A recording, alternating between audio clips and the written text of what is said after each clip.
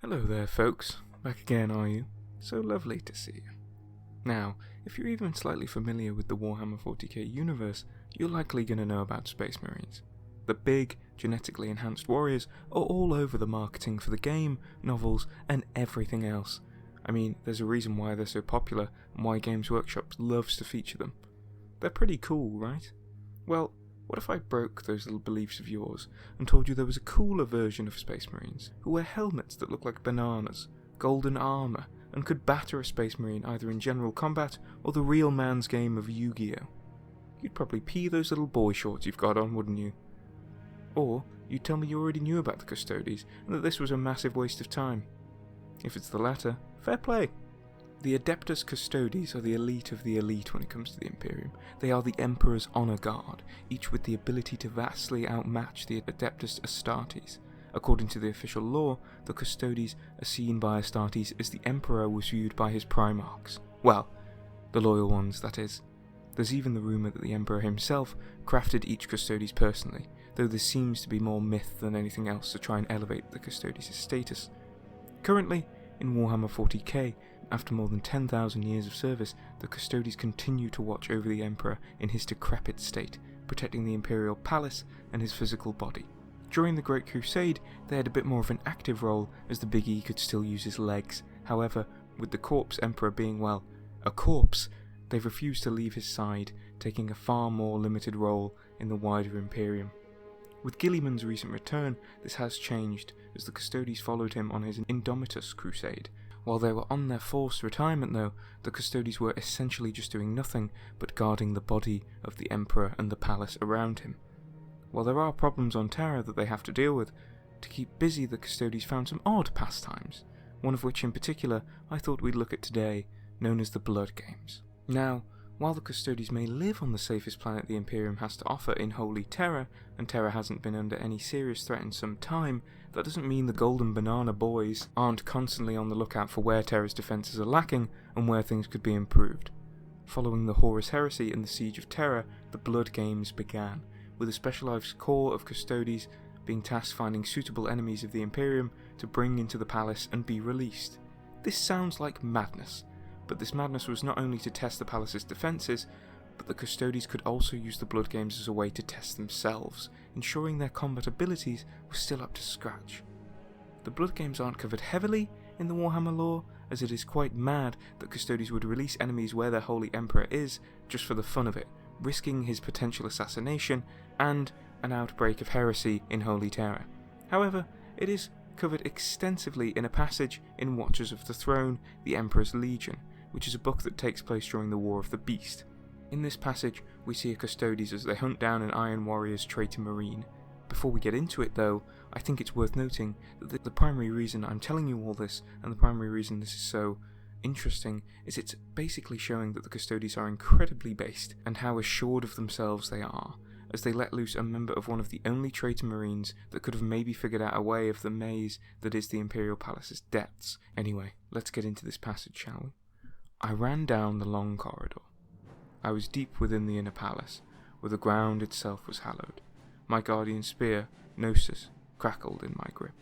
I could feel my heart thumping steadily, my lungs working, my blood coursing. My armour swam with lines of static electricity, feeding thin lines of energy from the snarling blade. I was like a star in the void. He was ahead. I could smell him now. This enemy was not one for concealment.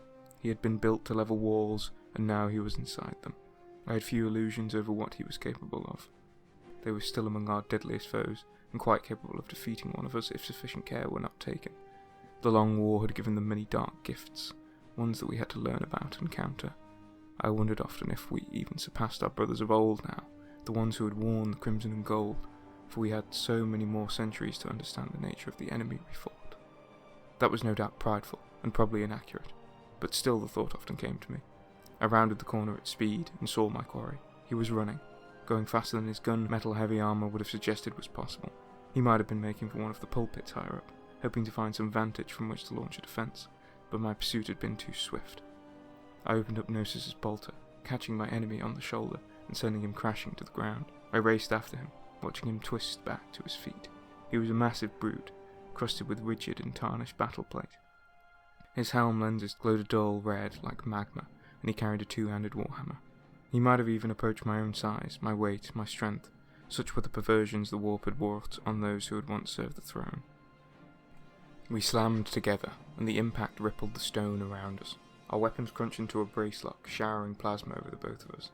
I swung away, hilt first, and smashed him back at pace. He shoved back, aiming to ram the fizzing hammerhead into my chest. He nearly connected. I judged his weapon was within a few microseconds of an impact that would have cracked my armorite breastplate. That interval, however, was comfortably sufficient to spin my blade over in the grip, ram the spear tip into the traitor's gorget, and fire at point-blank range. The bolt shell exploded instantly, blasting his head apart in a shower of blown metal shreds. I stood over him for a moment longer, breathing heavily, my spear gripped loosely. Blood, viscous as sunpoil, oozed from the rotten stump of his neck. His metal fingers twitched. The aegis of force around his warhammer flickered out. Slowly, carefully, I relaxed. The kill had been clean, with no damage taken, but I was not satisfied with how far this one had penetrated, though. On another run, I would have hoped to have downed him further out. I felt no particular emotion as I studied the body. I understood that my cousins in the Adeptus Astartes reserved an almost pathological hatred for their traitor counterparts. I wondered if that made them more or less effective on the battlefield. To me, the surviving members of the old legions were like bands of animals. I felt no discernible difference in my response to them than that I had experienced when hunting xenotype Tyranids and Eldar in these same tunnels. I deactivated Gnosis' energy field and stood back from the corpse. In a few moments, palace menials would catch up and secure the body. Every atom of it would be destroyed in furnaces watched over by sanctioned priests. Well, after that lengthy passage, what have we learned, kids? Let's start from the ending, shall we? The Custodes in question, later in the chapter, assures the reader personally that what they're being told of is a form of the blood games held within the Imperial Palace. It's no hololith, it's no illusion. And this again confirms that this is a real training exercise. Also, unlike fraternities within Astartes chapters, it seems that this practice is not a forbidden one or done in secret, as confirmed by the last part of the passage shown, where we see that the Custodes is able to just leave the traitor's body within the palace for some menials to come and pick it up later. As well, we know that it's not just traitor marines that Custodes will hunt down in the depths of the palace, as Eldar and Tyranids are mentioned too. Again, this just proves how based the Custodes are, as they have some of the toughest enemies of the Imperium brought into their home only to psychologically torture them by locking them in the palace and hunting them through it. This fact seems even more impressive when you consider the Dark Cells, which are a subdivision of the palace constantly under threat from warp portals and demons pouring out of them. Essentially, this means that the Custodes are giving themselves double duty as they fight off any threat from the warp to the palace, only to hunt other enemies they themselves have requested to be brought in. Perhaps the Eldar, traitors, and other Xenos killed in the Blood Games are even a relaxing thing for Custodes. Given that the Custodes in this passage speaks of how the Iron Legionnaire could take him out, I partly doubt that. It does seem like the Blood Games are less games and more serious training exercises. So this begs the question then, why do them? If you've got the Emperor to guard, and a rift under Holy Terra to give constant combat practice, and a real threat to the planet, why add this extra exercise? Well, apart from the fact that Warhammer lore loves to add these strange and based details about any Space Marine or Imperial military faction, the Blood Games keep the Custodes aware to the threats of the galaxy, when they would otherwise remain ignorant due to them not leaving Terra. Custodes are the best of the Imperium, and you don't become that if you don't know the latest weapons the Tyranids have, or how much the darkness of chaos has changed the traitor marines. Also, apart from that, it is just quite based that the Custodes choose to hunt some of the Imperium's strongest enemies, like rich people do with foxes. There's a meme going round among some Warhammer fans that Custodes are lazy and more of a joke than an actually intimidating combat force. Warhammer's lore is changing that, with the Custodes joining Guilliman on his Indomitus crusade, but with the Blood Games we see that the Custodes were never not thinking about their duties for the Imperium, and fighting every day to ensure, should an enemy ever come knocking on Holy Terra's door again, that they would be sent packing. That about does it for this Custodes video and their Blood Games. I probably went a bit overboard on the detail here, especially with the passage, but do let me know if you want more analysis type content of little details in Warhammer lore. Doing the research for this video, I've actually enjoyed learning about the Custodes a lot, so maybe there could be another video on them in the future. For now though kids, you gotta stay ghouling out there, and I'll see you again soon.